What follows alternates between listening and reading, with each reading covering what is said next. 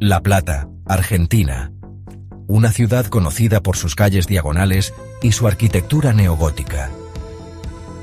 Pero el 15 de noviembre de 1992, una sombra cayó sobre la ciudad. Una sombra proyectada por las acciones monstruosas de un hombre.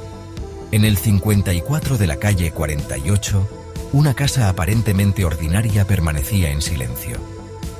Adentro, una familia vivía sus vidas, sin darse cuenta del horror que les esperaba. Gladys MacDonald, una esposa y madre devota. Sus hijas, Cecilia y Adriana, mujeres jóvenes con sueños propios, y Elena Arreche, una abuela disfrutando de sus años dorados. Eran una familia como cualquier otra, su hogar lleno de risas, amor y la promesa de un futuro juntas. Pocos sabían que su santuario estaba a punto de convertirse en una tumba. El hombre que proyectó esa sombra fue Ricardo Barreda, un dentista aparentemente respetable. Detrás de su fachada tranquila se escondía una oscuridad que pronto explotaría en violencia, destrozando para siempre la fachada pacífica del 54 de la calle 48. La mañana del 15 de noviembre amaneció como cualquier otra, sin complicaciones, ordinaria. Pero dentro de las paredes del 54 de la calle 48, el mal se agitaba. Ricardo Barreda, impulsado por una rabia que había mantenido oculta durante años, tomó su escopeta calibre 16. Era un arma destinada a la caza, al deporte. En este día, se convertiría en una herramienta de violencia inimaginable. El primer disparo atravesó la tranquilidad de la mañana. Un rugido ensordecedor que marcó el comienzo de una pesadilla. Gladys MacDonald, la esposa de Barreda, se convirtió en la primera víctima, su vida arrebatada en un instante brutal. El sonido de los disparos resonó por toda la casa, cada disparo un clavo en el ataúd de la felicidad de una familia. Cecilia, luego Adriana, sus futuros extinguidos antes de que tuvieran la oportunidad de florecer verdaderamente. El frenesí culminó con el asesinato de Elena Arreche, la suegra de Barreda, sus súplicas de piedad ahogadas por el frío acero de la escopeta. Cuando el humo se disipó, 4 mujeres yacían muertas, su sangre manchando los pisos del otrora feliz hogar. El hombre que había jurado amarlas y protegerlas se había convertido en su verdugo. La noticia de los asesinatos se extendió como la pólvora por La Plata, envolviendo a la ciudad en una manta de conmoción e incredulidad. Los vecinos que habían conocido a la familia durante años luchaban por reconciliar la imagen de un dentista tranquilo con el horrible crimen que había cometido. La policía llegó para encontrar una escena de carnicería inimaginable. La casa, una vez llena de vida y risas, era ahora una tumba, su silencio roto solo por los susurros de fantasmas. La brutalidad del crimen, la eficiencia a sangre fría con la que se llevó a cabo, provocó escalofríos incluso en los investigadores más experimentados. Este no fue un crimen pasional, sino un acto de violencia calculado, planeado y ejecutado con escalofriante precisión. A medida que surgían los detalles de la masacre, la nación se tambaleaba horrorizada. El caso Barreda, como se lo conoció, quedaría grabado para siempre en los anales de la historia criminal argentina, un crudo recordatorio de la oscuridad que puede acechar bajo la superficie de incluso las vidas más comunes. Tras los asesinatos, los investigadores comenzaron a reconstruir los eventos que llevaron a la carnicería. Lo que descubrieron fue una historia de abuso doméstico, de una familia cautiva por un patriarca tiránico. Barreda, al parecer, no era el dentista afable que se había presentado a sí mismo. Detrás de su fachada cuidadosamente construida, se escondía un monstruo, un hombre que gobernaba su hogar con puño de hierro. Comenzaron a surgir susurros sobre el comportamiento controlador y las tendencias abusivas de Barreda. Los vecinos hablaron de acaloradas discusiones, de Gladys confiándoles el temperamento de su esposo. La investigación reveló un patrón de abuso psicológico y físico, pintando un cuadro de una familia que vivía con miedo constante. Barreda, sin embargo, pintó un cuadro diferente. Afirmó ser la víctima, alegando años de abuso a manos de su esposa y su familia.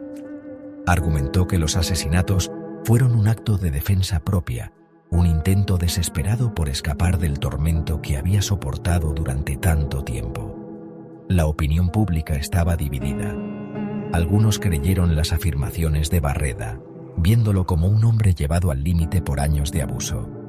Otros vieron a través de su fachada, reconociéndolo como el monstruo que realmente era. La verdad, como suele ser el caso, estaba en algún punto intermedio.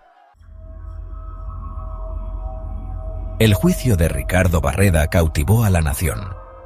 La sala del tribunal se convirtió en un escenario donde las complejidades del caso se desarrollaron ante una audiencia absorta. La fiscalía presentó una montaña de pruebas, pintando a Barreda como un asesino a sangre fría que había planeado y ejecutado meticulosamente a su familia. La defensa, por otro lado, argumentó que Barreda fue víctima de las circunstancias, un hombre llevado al límite por años de abuso. El jurado finalmente se puso del lado de la fiscalía, encontrando a Barreda culpable de 4 cargos de homicidio agravado. Fue condenado a cadena perpetua, un castigo que muchos consideraron más que justificado.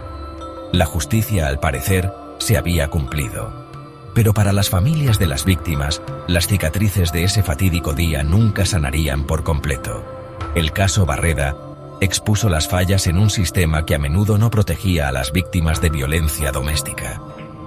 Desató una conversación nacional sobre la importancia de reconocer y abordar las señales de abuso antes de que sea demasiado tarde. Sección 6. Una vida confinada. Una nación cautivada. Encarcelado dentro de los muros de Sierra Chica, una de las prisiones más notorias de Argentina, Ricardo Barreda se convirtió en un enigma. El otrora respetado dentista era ahora el recluso número 28849, su vida definida por los horribles crímenes que había cometido. Sin embargo, incluso tras las rejas, seguía siendo una figura de mórbida fascinación para el público argentino. Los años se convirtieron en décadas y el nombre de Ricardo Barreda continuó apareciendo en los medios. Sus apelaciones para la liberación anticipada, sus intentos de presentarse como un hombre reformado, solo sirvieron para alimentar la curiosidad mórbida del público.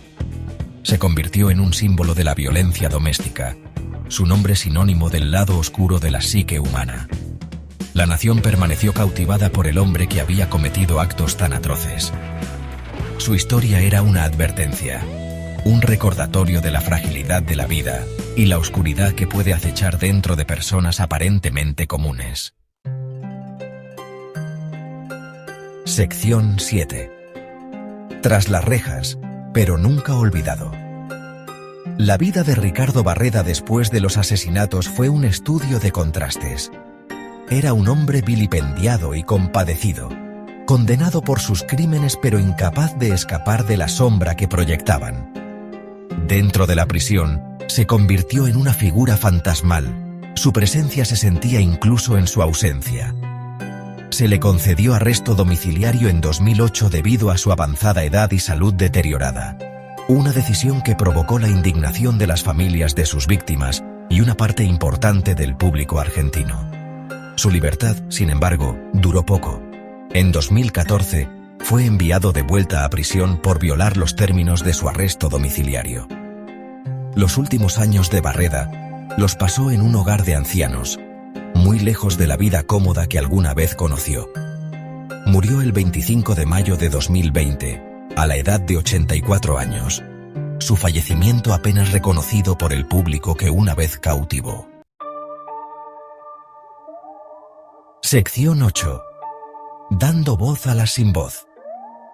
Durante años, la narrativa que rodeó el caso Barreda estuvo dominada por el propio asesino.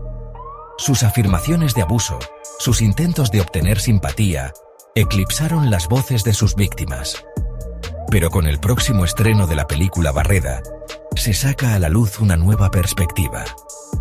Esta vez, El foco se centra en las mujeres cuyas vidas fueron trágicamente truncadas. Barreda profundiza en las vidas de Gladys, Cecilia, Adriana y Elena, explorando sus esperanzas, sueños y la sofocante realidad de vivir bajo la tiranía de Ricardo Barreda. La película da voz a las que no tienen voz, ofreciendo una visión del mundo que habitaban y la fuerza que mostraron frente a una crueldad inimaginable. A través de las poderosas actuaciones de Carla Peterson, Mercedes Morán y el resto del elenco, Barreda busca honrar la memoria de las víctimas y recordarle al mundo que sus vidas fueron más que simples notas al pie en un crimen horrible. Sección 9. La sombra de Barreda. Un legado de horror. El caso Barreda continúa proyectando una larga sombra sobre Argentina.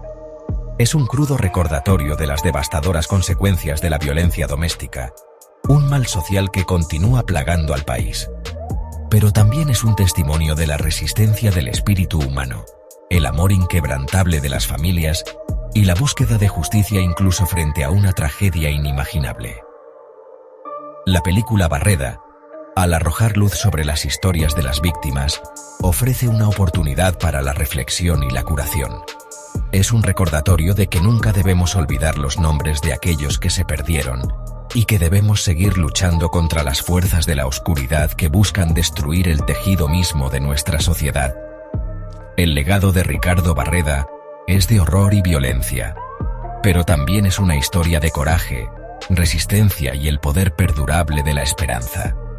Al recordar a las víctimas y aprender del pasado, podemos esforzarnos por crear un futuro donde tales tragedias nunca se repitan.